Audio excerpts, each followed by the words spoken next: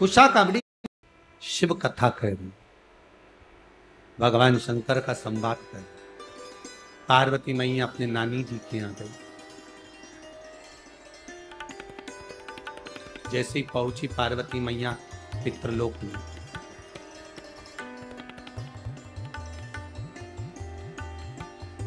पितृलोक में पहुंचते से पार्वती जी ने क्या देखा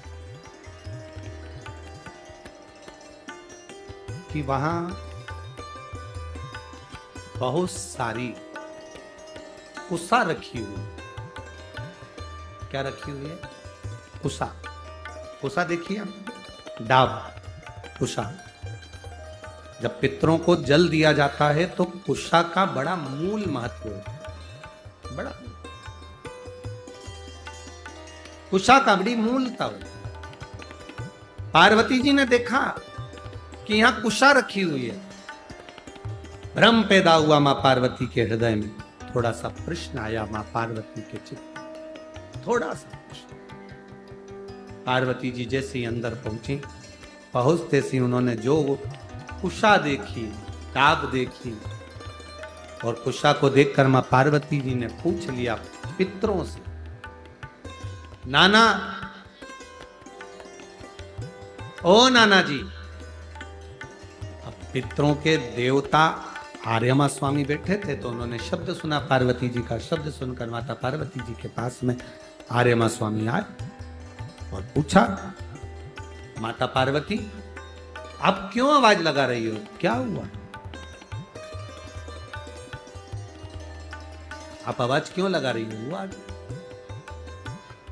पार्वती जी ने कहा, मैं मेरे नाना के घर में आई हूं, पर इतना सारा कुशा रखा देखा है, डाब रखा देखा है, तो मैंने पूछा कि ये कुशा, ये डाब क्यों रखा?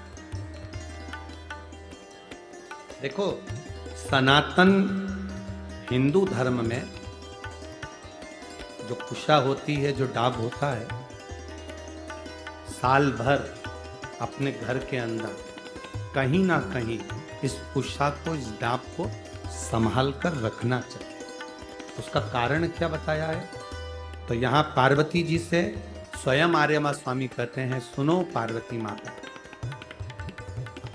पितृलोक में ये जो डाब है, पितृलोक में जो ये कुशा है, पितृलोक में ये कुशा जो रखी हुई तुम देख रही हो, इस कुशा का महत्व ये होता है कि जिस घर में, जिस घर के अंदर कुशा रखी होती है, उस घर पर पितरों की कृपा दृष्टि सदा बनी होती है। वहां दुख, तकलीफ, कष्ट नहीं आता। पर कुशा रखने का स्थान, 3 जगह कुशा रखने का स्थान दिया। कितनी जगह दिया? जम के बोलिए। 3 जगह पर कुशा रखने का स्थान दिया है। आप अपने ध्यान में रखिएगा।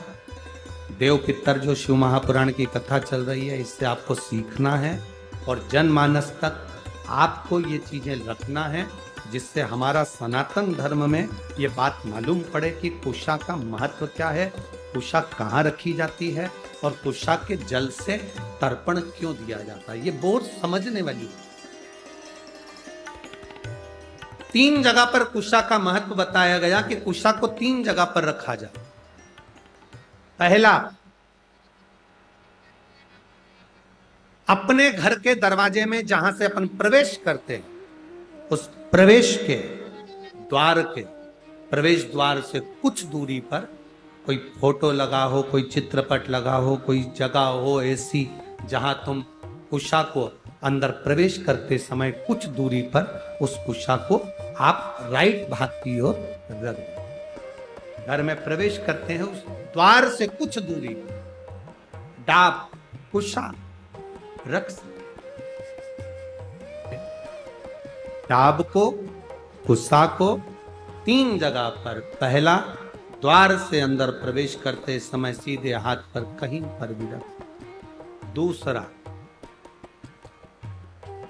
पूजन का जो स्थान, पूजन की जो जगह, वहां अगर कुशा नहीं रख सको तो कुशा का आसन जरूर रखो। अगर कुसा नहीं रख सकते तो कुसा का आसन। तीसरा, रसोई घर के अंदर जहां पर परिंदा हो, मटका हो, हंडा हो, उसके आसपास में कहीं थोड़ी भी जगह हो, एक छोटी सी भी कुसा अगर अपन ने रख रखी है तो घर में कभी भी बड़ी बीमारी प्रवेश नहीं कर सकती। एक कुसा भी अगर हमने रखी है, एक डाब भी हमने रखी,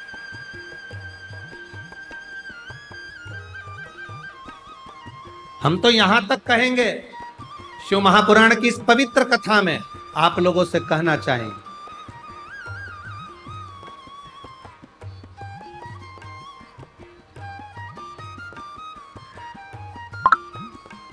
कभी कभी इस पवित्र कथा में अगर आप लोग स्मरण करेंगे तो कभी जिंदगी में आप कोई बड़ी जांच कराने के लिए जा रहे हो कि डॉक्टर ने बोला है कि इनको ये बीमारी हो रही है, इनको ये रोग, इनको ये तकलीफ, आप डॉक्टर को दिखाओ, जांच कराओ, डॉक्टर दवाई दे, उसको खाओ। डॉक्टर भी शंकर का एक रूप है। जैसे शिव महामृत्युंजय है तो जगत के जितने डॉक्टर हैं ये भी महामृत्युंजय का एक प्रतिबिंब स्वरूप। आप इनको दिखाओ, डॉक्टर भी शंकर का एक स्वरूप है। ऐसा नहीं कि तुम डॉक्टर को नहीं मानोगे, डॉक्टर शिव का एक तत्व स्वरूप माना, महामृत्युंजय माना, आप दिखाओ। पर यहां शास्त्र कहता है, शिव महापुराण की कथा वर्णन करती है, जब तुम जांच कराने के लिए जा रहे हो, तुम्हें लग रहा है कि डॉक्टर ने बोला है कोई बड़ी बीमारी है, गठान है, और ये गठान, ये गांठ गर्भाशय में आ गई, ये गांठ कहीं शरीर में आ गई, और तुम्हें लग रहा है कि ये तकलीफ देगी और जांच के लिए जाएगी। उसके पहले जब आप डॉक्टर की जांच कराने के लिए जाओ, उसके पहले कुशा का जल, अगर महादेव जी की जो जलाधारी होती है, इसमें महादेव जी बने, दिख रहा है सबको? सबको नजर आ रहा है? टीवी के माध्यम से भी आप लोग देखते रहना, ठीक है? ये जो महादेव जी का शिवलिंग है, ये जो जलाधारी है, ये जलाधारी पार्वती जी का स्थान, इसके बीच में एक लाइन है, वो अशोक सुंदरी का स्थान, राइट में गणेश जी, कार्तिकेय जी।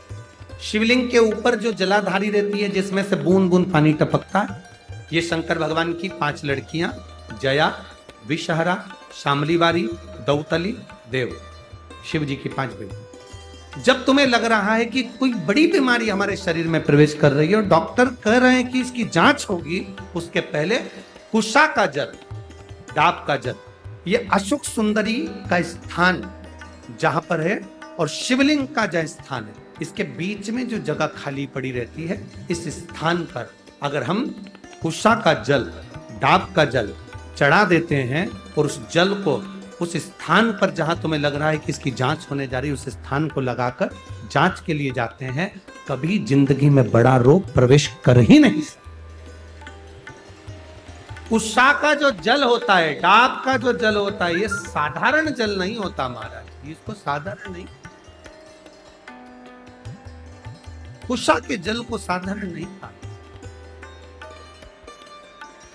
आजकल तो कपड़े के आसन आ गए। मेरी बुजुर्ग माता यहाँ पर बैठी हैं, बुजुर्ग अगर कोई बैठे होंगे तो उनको मालूम होगा, आजकल तो कपड़े के आसन आ गए। पहले ब्राह्मण को जो आसन दान दिया जाता था वो कुशा का दिया जाता। बोलो री माताओं, सही है कि गलत है? पहले 3 चीजें बड़ी विशेष होती थी। ब्राह्मण को दान करने के लिए कुशा का आसन होता था। सौभाग्यवती नारी को सुहाग का सामान जो दान दिया जाता था वो बांस की टोकरी में दिया जाता, जिसको सुहाग पिटारी कहते हैं। अब आप क्या क्या कहते हैं हमें नहीं मालूम, पर हमारे उधर तो सुहाग पिटारी कहते थे। पिटारी का मतलब होता है उसमें बांस की डलिया, ब्लाउज के पीस रख दिया, कुंकू रख दिया, हल्दी रख दी, मेहंदी रख दी, चूड़ी रख दी, जो तुमने रखा वो बांस की पिटारी में रखते। बांस की पिटारी में क्यों रखते थे? हमारे यहां बांस की पिटारी की महत्वता क्या है? हमारे यहाँ सनातन हिंदू धर्म में बहुत सी चीजें हैं जिसकी बड़ी महत्वता है महाराज।